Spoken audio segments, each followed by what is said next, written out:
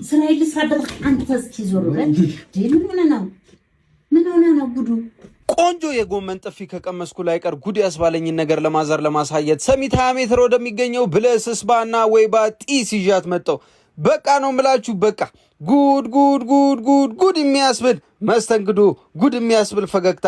ማዘርን ወደ ውስጥ ይዣት ገባው። በቃ ጉድ ላሳያት ነው ምላችሁ። ለካ አሁን ሲገባኝና ሲገለጥልኝ የከተማችን ሴቶች ለካ እዚህ እየመጣችሁ ነው ወንዱን ጉድ የምታስብሉት። ማዘሯን እዚህ ጋር አንዳንድ ነገር እያሳዩአት ነበረ።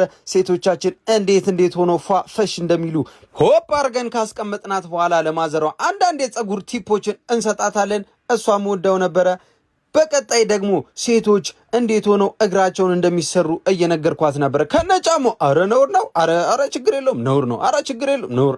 በቃ የተፈጠረው ነው ዝግብ ነው ምላችሁ። እዚህ ጋር ነው ትልቁ ጉድ የተፈጠረው። እኔ ላሳይሽ ነው ይዤሽ የመጣሁት፣ ገንዘብ የለኝም። ጉድ አታርጊኝ ስላት ማዘሯ ሳልሰራ አልወጣም ብላ ቀቅም። በቃ ጉድ ከማለት ውጪ ምንም አማራጭ አልነበረኝም። ባለሙያ መጣች። በፀጉሯ ላይ ስለምትጠቀማቸው ነገራቶች እያስረዳቻት ነበር። ማዘር በጥያቄ ማፋጠጥ ጀመረች። የቀረ አንዳች ነገር የለም። ከርከዴ፣ እርጎ፣ አቮካዶ እዚህ ጋር እርጎን አልቻልኩም። ማዘር ከምትቀብዩ ይልቅ ብትጠጩ ይሻልሻል ጉድ አለች ማዘር።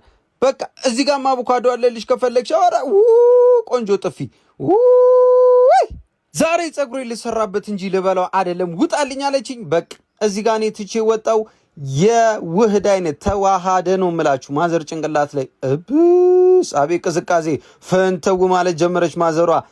ማዘር በዚሁ ከቀጠለች እሷ ራሱ እንደኔ ጉድ ማለቷ የማይቀር ነገር ነው። ባቡ ምን አለበሉኝ።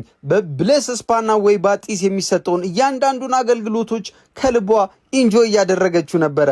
በአማረውና እጅግ ንጽህናውን በጠበቀው የሞሮኮ ክፍላቸውን በጣም እየተገረምን ነበረ።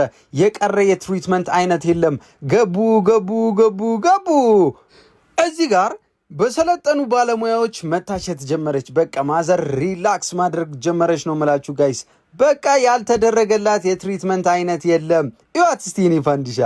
እኔ ምላችሁ እናቶቻችን እንደዚህ አምሮባቸውና ፏ ብሎ እንደማየት ምንም የሚያስደስት ነገር አለ? ለማንኛውም እኔ መጨረሻ ላይ ተጠርቼ የመጣው በብለስ ስፓና ወይባ ጢስ የሚገርም ታይም። እኔም እናቴን ይዤ እሽክም እያልኩ ወደ ቤት